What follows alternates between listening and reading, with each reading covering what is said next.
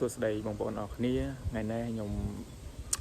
ឃើញផ្លែមួយបងប្អូនស្គាល់ប្រហែលជាខ្ញុំអត់ស្គាល់អញ្ចឹងបងប្អូនចង់ដឹងថាអាហ្នឹងជាផ្លែអីអញ្ចឹងបងប្អូនឥឡូវខ្ញុំឲ្យបងប្អូនទៅទស្សនាអ្នកនរគ្នាហើយមុននឹងទៅទស្សនាជួយចុច Subscribe YouTube ខ្ញុំម្នាក់មួយផងបងប្អូនដើម្បីទៅមើលផ្លែទាំងអស់គ្នាតោះឥឡូវកុំឲ្យខាតពេលយូរទៅបងប្អូនគ្នាឥ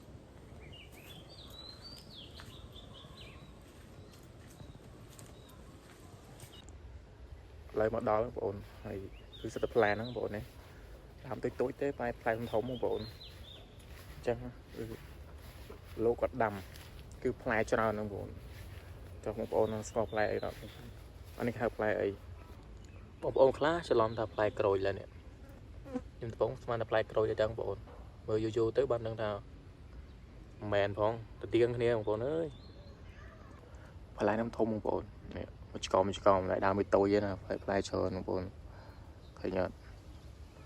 មកដើមនេះគឺផ្លែចង់បាក់ដើមហ្មងនិយាយទៅនេះបងប្អូនឃើញអត់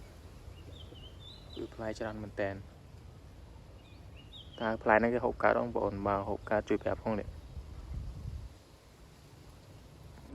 ខ្ញុំអត់ដឹងបងប្អូនដែលឃើញផ្លែហ្នឹងអញ្ចឹងបងប្អូនស្គាល់អីបងប្អូនអាចប្រាប់ផងអញ្ចឹងផ្លែវាគឺធំមែនតើនេះប្រព័ន្ធផ្លែក្រូចផ្លុង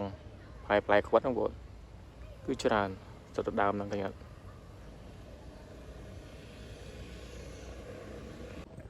ផ្លែហ្នឹងខ្ញុំនិយាយទៅគឺធំបងប្អូននេះឃើញអត់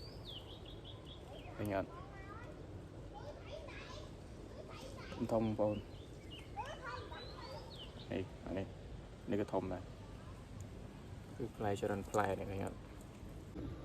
ហើយនិយាយទៅមិនមែនមួយដើមណាបងប្អូនគឺមួយជួរហ្នឹងតែម្ដងនេះដែរគឺផ្លែហ្នឹងបងប្អូននេះផ្លែដករោគ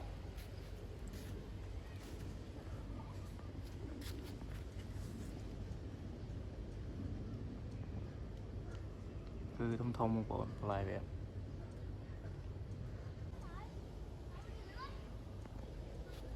គឺច្រើនបងប្អូនផ្លែហ្នឹងប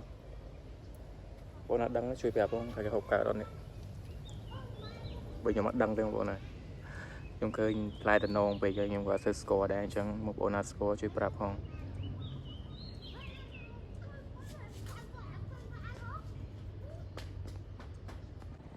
ឡូវខ្ញុំដើរ